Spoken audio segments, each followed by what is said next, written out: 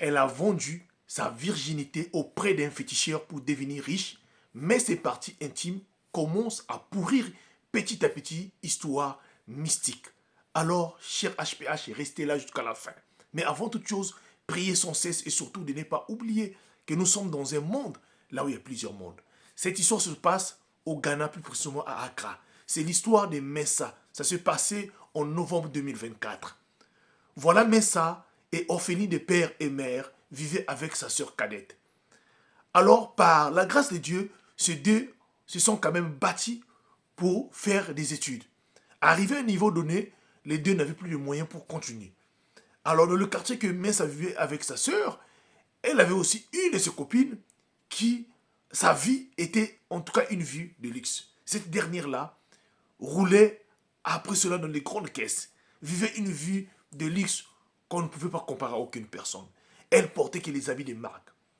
En voyant, mais en voyant sa condition de vie et de sa sœur, à chaque fois, elle partait voir cette copine-là pour demander à cette copine-là, mais comment tu as fait pour devenir riche comme ça? Comment tu as fait pour acheter des voitures comme ça? Comment tu as fait pour que les hommes puissent te suivre comme ça? Moi et toi, nous avons grandi dans le quartier. Nous avons me fréquenté ensemble, mais comment tu es arrivé à ce niveau-là? Mais cette dernière-là disait à Messa, dans cette vie-là, il faut parfois avoir des gros yeux pour réussir. Moi, ce sont mes gros yeux qui ont permis que je puisse réussir. Alors Messa ne comprenait pas.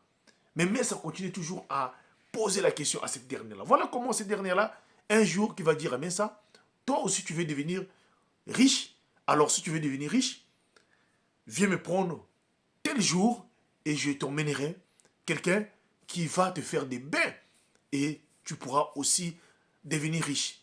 Mais ça était tellement si contente d'entendre cette nouvelle-là, alors elle va partager cela auprès de sa sœur cadette. Sa sœur cadette aussi qui va accepter. Mais sauf que le jour où Messa devait partir avec sa sœur cadette pour aller rencontrer sa copine, afin que sa copine puisse l'emmener auprès de la dame qui devait l'air laver, sa sœur cadette change des pensées. Elle dit elle ne pourra pas partir. Elle préfère attendre le temps de Dieu. Voilà comment Messa, assoiffée d'argent, envieuse, alors décide d'aller avec sa copine. Arrivé là-bas, sa copine va l'emmener dans un petit village qui était tout près d'une rivière. Il y avait un féticheur qui était là-bas, apparemment, qui faisait des bains intimes aux jeunes filles.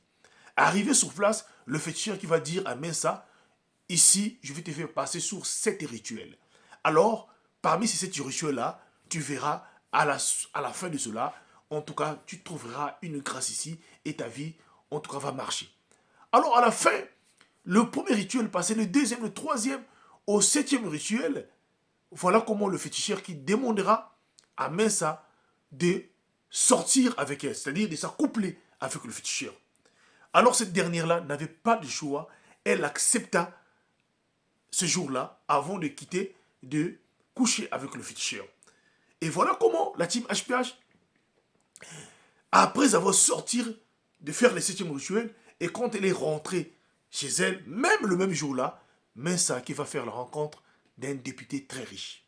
Et ce dernier-là, la première semaine, achète Messa une Range Rover, achète Messa des voitures.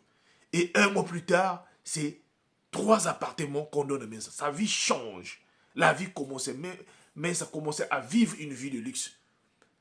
Alors, malgré qu'elle continuait à dépanner, elle commençait à dépanner sa sœur cadette, mais cette dernière-là continuait à harceler sa sœur afin que sa sœur aussi puisse la rejoindre. Mais la sœur avait refusé. Elle dit, moi je préfère continuer. Alors voilà comment la vie commençait à accélérer, devenir tellement si riche avec sa copine-là.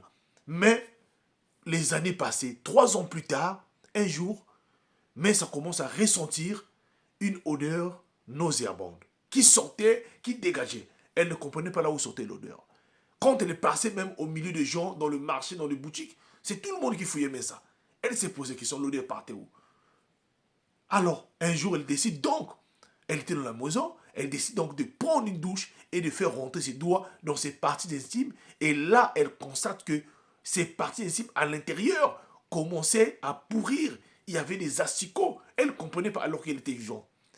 l'a troublée, malgré qu'elle avait de l'argent. Elle décide d'aller à l'hôpital. L'hôpital aussi, qu'est-ce que l'hôpital fait? En faisant le diagnostic, il n'y avait absolument rien du tout. Alors, elle s'est dit que non, c'était un problème spirituel. Et très vite, cette dernière-là va fuir à l'église. Arriver à l'église, auprès d'un prophète, ce prophète-là, en voyant Mesa, va prophétiser sur elle en disant que si elle est dans cette étape-là, c'est le féticheur qui est à l'origine de cela. Le jour où elle a accepté de s'accoupler avec le féticheur, c'est là où le féticheur a mis cette semence-là sous.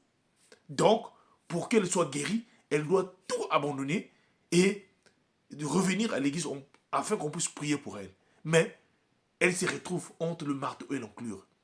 Abandonner la richesse, se retrouver dans la pauvreté ou continuer à vivre avec les odeurs là et les parties intimes qui étaient en train de pourrir. Elle ne comprenait pas.